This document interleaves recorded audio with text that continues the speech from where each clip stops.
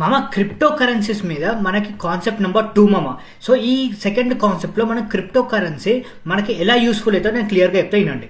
So first మనం direct transactions చేసుకోవచ్చు. Like మనం ఏదైతే సపోజ్ కార్ కొన్నా లేకపోతే ఏదైనా రియల్ ఎస్టేట్ ల్యాండ్ కొన్నా సో మనం డైరెక్ట్ ట్రాన్సాక్షన్స్ చేసుకోవచ్చు. లైక్ సపోజ్ ఇప్పుడు చాలా ఫారినర్స్ వాళ్ళు బిట్ కాయిన్ ట్రాన్స్ఫర్ చేసేస్తారు ఏదైనా కొనాలనుకుంటే. సో మనం ఇండియాలో ఎలా చేసుకోవాలంటే మనం ఏదైతే ప్లాట్ఫామ్ యూజ్ చేస్తామో క్రిప్టో ట్రేడింగ్కి, సో అందులో మనము మన క్రిప్టో నుంచి మన బిట్ కాయిన్ ఆర్ ఇథీరియం ఏదన్నా క్రిప్టో కరెన్సీ నుంచి మన ఐఎన్ఆర్ ఇండియన్ రూపీస్కి కన్వర్ట్ చేసుకొని మనం బై చేసుకోవచ్చు. ఓకే, సో మనకు ప్లాట్ఫామ్స్ ఉన్నాయి, డెల్టా ఎక్స్చేంజ్ కానీ లేకపోతే బినాన్స్, సో అవి ఉన్నాయి. సో అవి మనం నెక్స్ట్ వీడియోలో కవర్ చేద్దాం. And second, lower transaction cost.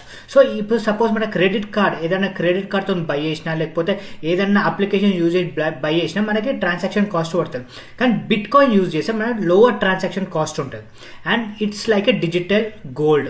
So జనరల్గా మనం డిజిటల్ గోల్డ్ ఎలా అయితే మనం రిజర్వ్ చేసుకుంటామో ఇండియాలో, సో ఫారెన్లో కూడా వీళ్ళు బిట్ కాయిన్ ఆర్ ఇథీరియం ఏదో అదర్ క్రిప్టో కరెన్సీస్ యూజ్ చేసుకుంటారు. Okay, and privacy and security అయితే ఉంటుంది మామ. సో భయపడాల్సిన అవసరం అయితే లేదు.